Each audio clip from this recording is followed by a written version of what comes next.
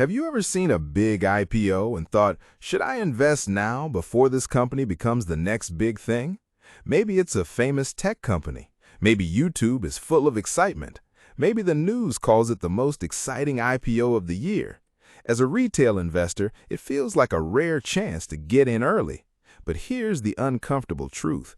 In many cases, by the time a company reaches an IPO, the biggest money has already been made. To understand why, think about how companies actually grow. In the beginning, there's a small company with a promising idea. Nobody really knows it. The product might fail. The business might never scale. There may be no profits or even real revenue. This is when angel investors and venture capital investors step in. They invest when the company's small, risky, and cheap.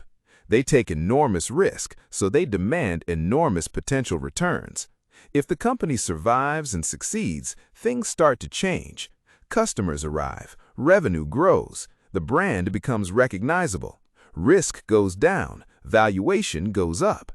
Years later, when the company's well known and the story sounds impressive, it finally launches an IPO.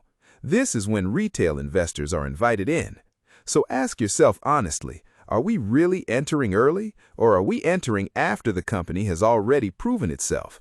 That's the core issue with IPO investing. An IPO feels like the beginning of the story for the public, but for early investors, it can be the end of the early phase. For venture capital investors, an IPO often means liquidity. They can finally sell shares and turn paper gains into real money. So while the IPO is marketed as a fresh opportunity, it can be an exit for people who invested years earlier. Does this mean every IPO is bad? No. Some incredible companies created massive wealth after going public. Amazon, Google, and Meta rewarded long-term investors for decades. The lesson isn't that IPOs never work. The lesson is that IPOs are not automatically cheap just because they're new. Many retail investors confuse new with early. But by the time a company lists, investment banks, institutions, and private investors have already shaped the valuation. The company wants a high price, early investors want a strong exit, banks want demand and good headlines. Everyone involved is motivated to make the IPO look attractive. Retail investors must ask a different question. Is this price attractive for me? Because a great company can still be a terrible investment if the valuation is too high. Exciting IPOs often come with exciting stories, fast growth, a famous founder, a hot sector like AI, electric vehicles, fintech, or cloud software. When the story is powerful, the valuation often includes years of future success. You're not just paying for what the company is today, you're paying for what people hope it becomes. If reality falls even slightly short, the stock can drop. That's when retail investors get hurt. During IPO hype, tough questions are ignored. After listing, those questions dominate. Where are the profits? Is growth slowing? Is competition rising? Is the valuation justified? There's also the allocation problem. In popular IPOs, many retail investors don't get shares at the IPO price. If the stock jumps on day one, they buy after the move.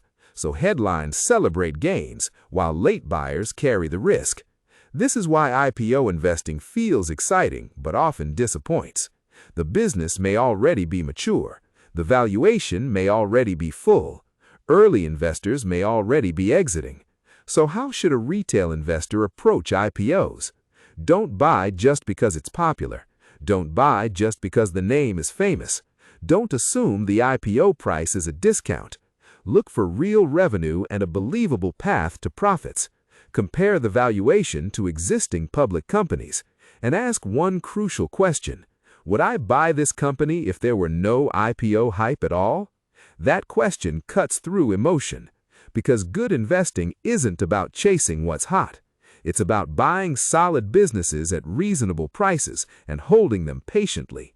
An IPO isn't always a bad investment, but it's rarely easy money for retail investors. So next time you see an exciting IPO, don't ask, how much can I make on listing day? Ask, am I buying a long-term business or am I buying someone else's exit?